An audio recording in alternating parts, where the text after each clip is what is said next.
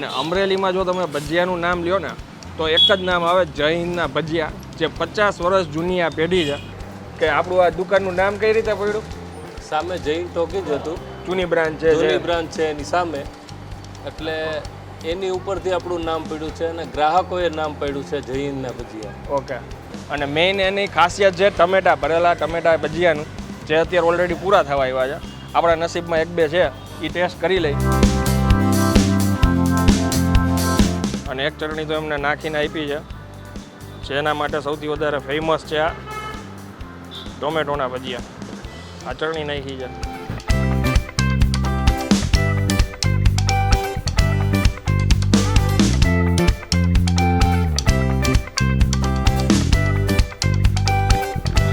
તો ફરી એકવાર તમારા માટે એક નવો વિડીયો લઈને આવી ગયા છીએ. અને અત્યારે હું છું અમરેલીમાં.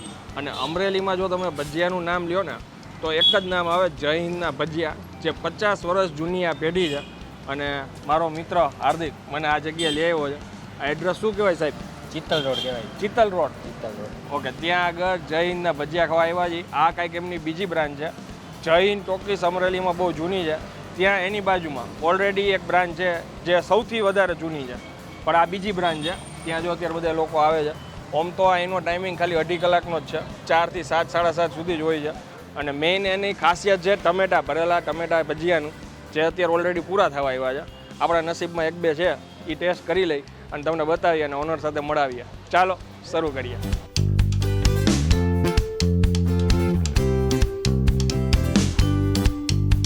શું નામ સાહેબ તમારું? મારું નામ રાજુભાઈ. રાજુભાઈ. આ કયા ભજીયા બને રાજુભાઈ? મેથીના ભજીયા. ઓલા મેથીના ફુલવડી. હા, ફુલવડી. ઓકે. રાજુભાઈ અહીંયા કેટલા વર્ષ થયા? મેં 50 વર્ષ થયા. એમ? હા. તમારા ફાધરે ચાલુ કર્યું? મારા ફાધરે ચાલુ કર્યું. ઓકે. અત્યારે શું ભાવ છે ભજીયાનો? અત્યારે 350 રૂપિયા. ઓકે. શરૂઆત કરી ત્યારે તમે બેઠા હતા ત્યારે? ત્યારે 150 રૂપિયા. 150 રૂપિયા. ઓકે. આ બટેટા વડા બનાવું છું. ઓકે. મિક્સમાં એમ ને? હા.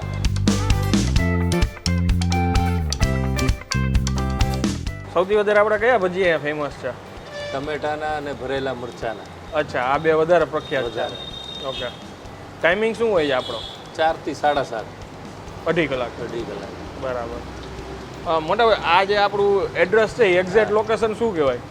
જય કોમ્પ્લેક્સ, PGVCL ની બાજુમાં. હા. ગાંધીબાગ પાસે. ઓકે. અને આ મરચાના ભજીયા છે. હા. એ આપણે પીસ કરેલા જ હોય? પીસ કરેલા, આખા બનાવ્યા, ભરેલા. હા. પછી પીસ કરી અને મસાલો અને મરચું તળાઈ જાય. બરાબર.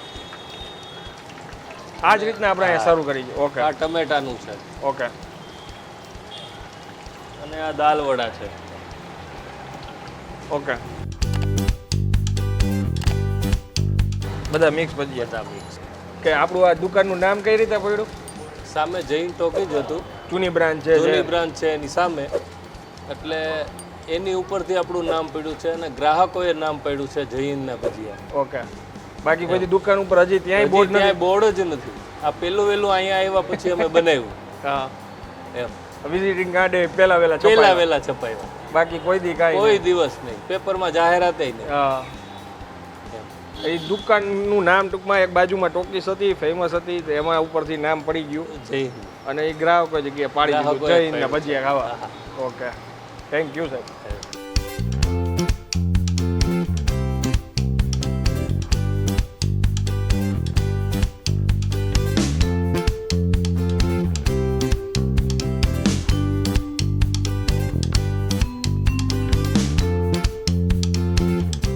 આ સ્પેશિયલ ટમેટાના ભજીયા ઉપર આવી રીતના આપવાની? હા, ચટણી નાખીને ગમે એવો ટ્રાફિક હોય એમ પીસ કરી અને ચટણી નાખીને જ પછી દેવાય. બરાબર. શું નામ સાહેબ તમારું? મારું નામ મનીષ ભટ્ટ. મનીષભાઈ. તમારું? જિજ્ઞેશ જોશી. ઓકે. તમે લોકો કેટલા સમયથી આવો?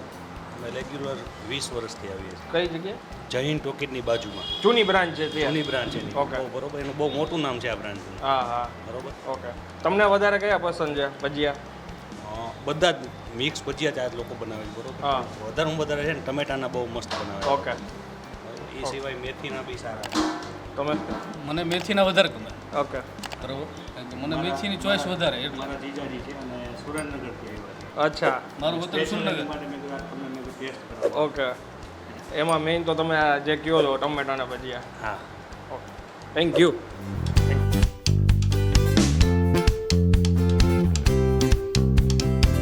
ત્રણ પ્રકારની ચટણી છે અને એક ચટણી તો એમને નાખીને આપી છે, જેના માટે સૌથી વધારે ફેમસ છે આ ટોમેટોના ભજીયા. આ ચટણી નાખી છે.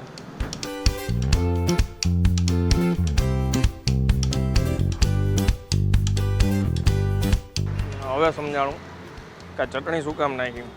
અંદરનું સ્ટફિંગ છે ને એ મસાલો ખટ મીઠો છે, પણ આ છે ને ખજૂર આંબલી મિક્સ કરીને એકદમ થીક આ ચટણી બનાવી છે અને એનો ટેસ્ટ આવે છે ગજબ. મેઇન જે સ્ટ્રોંગ ફ્લેવર આવે છે ને એ એની આવે છે ચટણીની.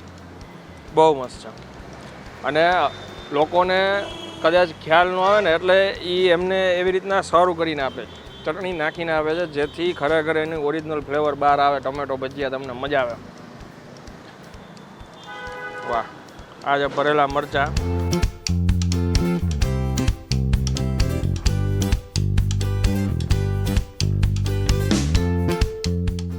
લીંબુ નાખ્યું છે, ખાંડ નાખેલી છે, ચણાના લોટનું બેઝ છે, અંદર જે સ્ટફિંગ છે એ ચણાના લોટનું છે, પણ સરસ છે. ભરેલા મરચાં, ભરેલા ટમેટા, મોજ આવી ગઈ ભાઈ. આ ફુલવડા.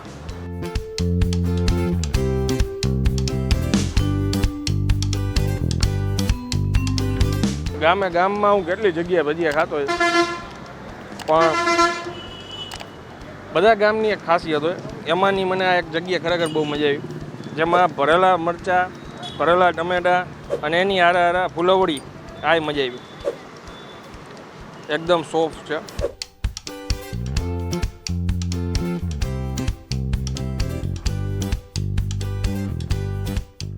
અને આ જાદુ એક સૌરાષ્ટ્રમાં જ થાય, જ્યાં તમને ત્રણ પ્રકારની ચટણીઓ આપે.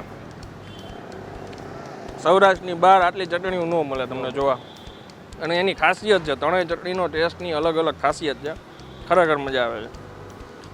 અને ચટણી તો કેટલી ઠીક છે. ઠીક છે. આ દાલવડા,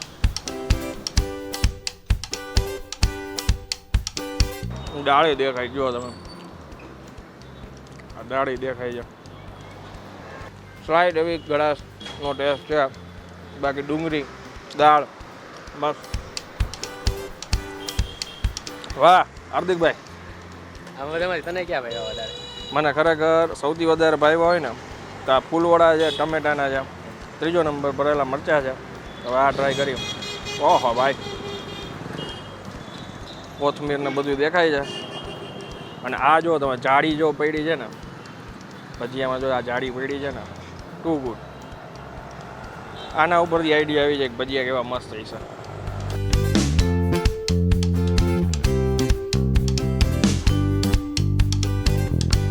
વરિયાળી, મરચાં, લીલા ધાણા બધું નાખ્યું. જો આ વરિયાળી રહી આખી,